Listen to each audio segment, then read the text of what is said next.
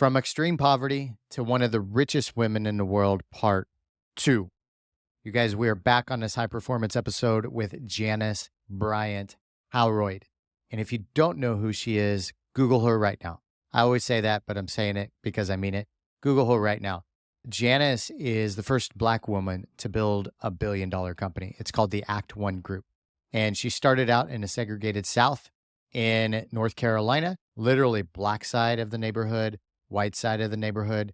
And she overcame all that to become, I believe, the 32nd richest woman on the planet. Today is part 2. Last week, we published another episode about Janice discussing her going from extreme poverty to a very wealthy and prosperous individual. And the reason why I keep coming back and doing more and more Janice high performance episodes is because she is one of the most memorable out of 500 interviews that I've done, and inspirational, to be honest. So Janice here talks about how she overcame or how she did not adapt to a victim mentality, even though her family was extremely poor with 11 siblings in segregated North Carolina. So let's just hop into it with Janice Bryant Howroyd.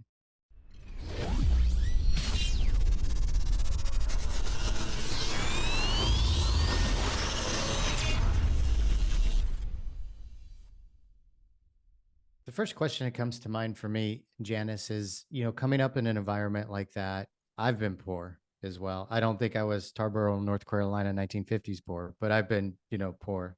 Yeah. Um, but how did you make it through without it weighing you down and just being overwhelmed by maybe a victim mentality? How did you stay strong? How did you pull out of that and keep going?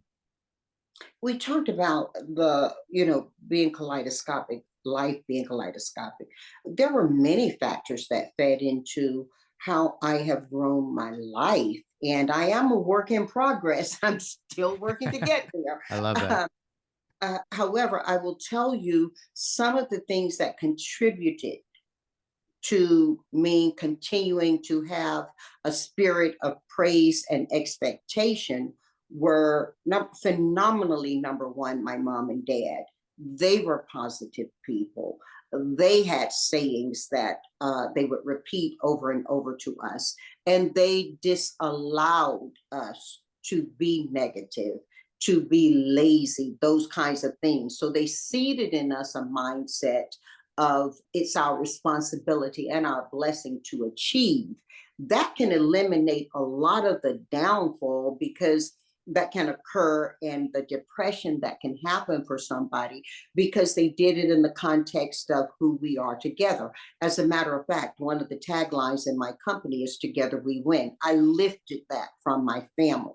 That's what mom and dad used to say to us. Okay, together we win. Whenever we go out for a game or a spelling bee or whatever it was in life we were going to do, we all did it. And I think I shared with you that it was late in my life after the 2000s that I started to identify more as a Janice than I did as a Bryant. I've been married for many years, but I considered myself a Bryant before I was a Janice. So it was that spirit of teaming that they placed inside of us, and that the individual owed it to the whole to be your best. I think also definitely faith was a part of that. And when I say faith, I mean faith in a creator was a part of that. I think that the season that I grew up in had a lot to do with it as well.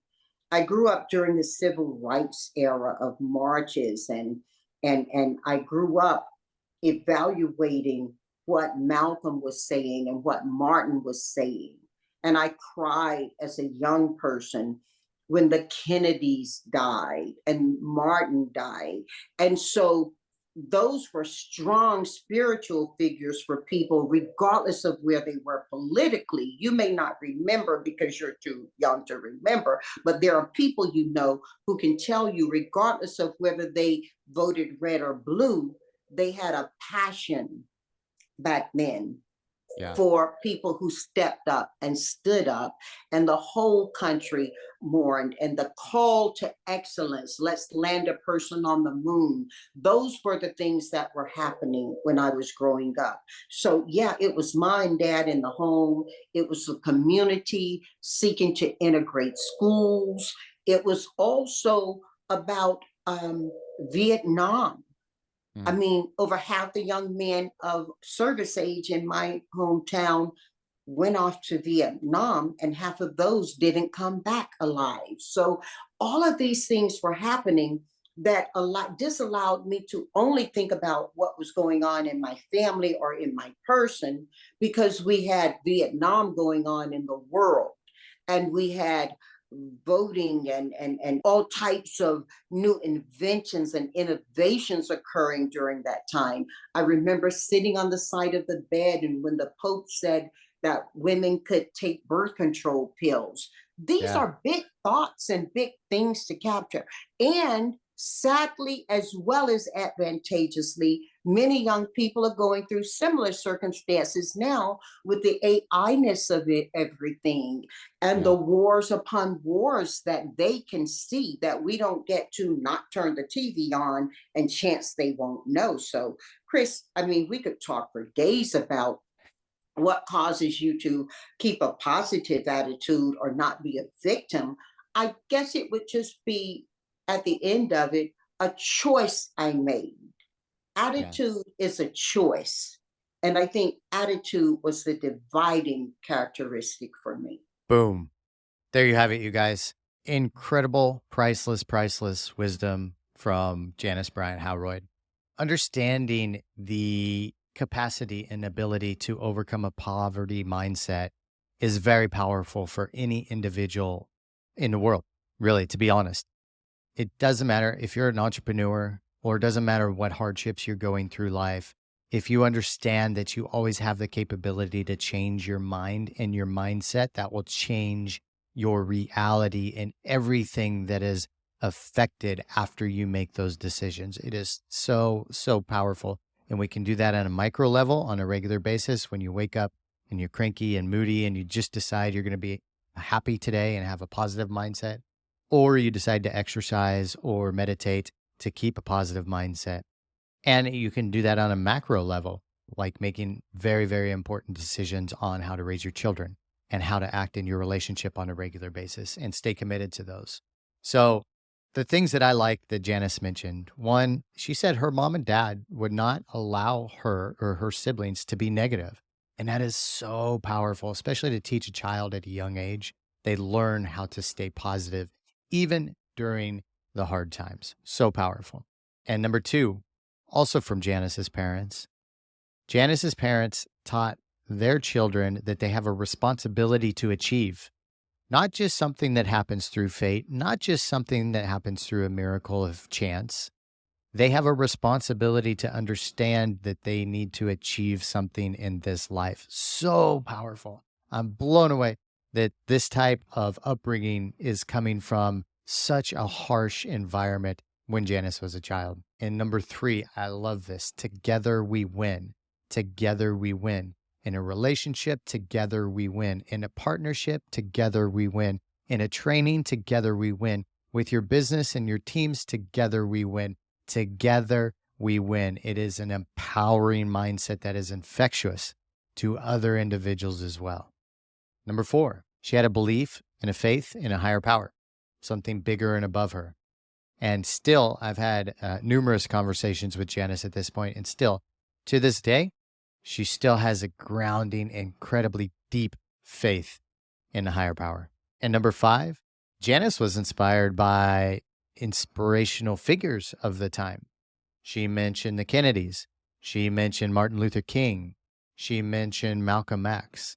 She mentioned people going to Vietnam War and seeing the suffering from that, but also the courage from that. And also, she didn't mention that it was only the Black individuals or your young men that were going to war, but all the individuals, even the people that were creating segregation in her childhood. She would see the suffering and the courage that it took to go to war. And you think about the inspirational figures of Janice's time, and also think about the inspirational figures of our time. might be a little bit more challenging. Maybe that's history propping up those figures of the past. It could be a possibility. But at the same time, especially in the United States, it's more challenging to find those inspirational figures.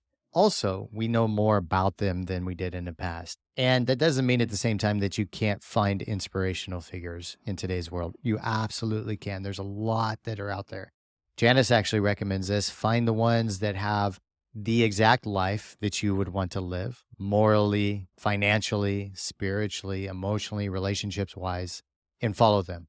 And last but not least, Janice wraps this up with saying that it is always a choice, and she understands that. And that's what's most important for everybody out there.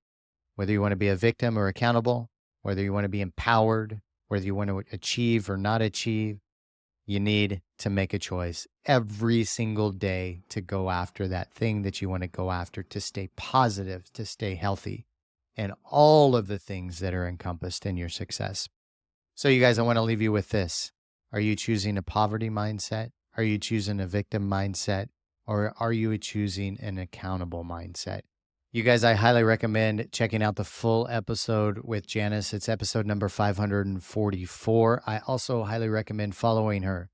Honest to God, one of the most inspirational humans that I've interviewed. And if you haven't listened to part one of From Extreme Poverty to One of the Richest Women in the World, it's just the episode right before this one. Check that one out. And if you like what you're hearing, you guys, please subscribe, leave us a review, share with your friends. Those are incredibly important for our success as well, so we can keep this podcast going. Much love to you all, and see you on the next one.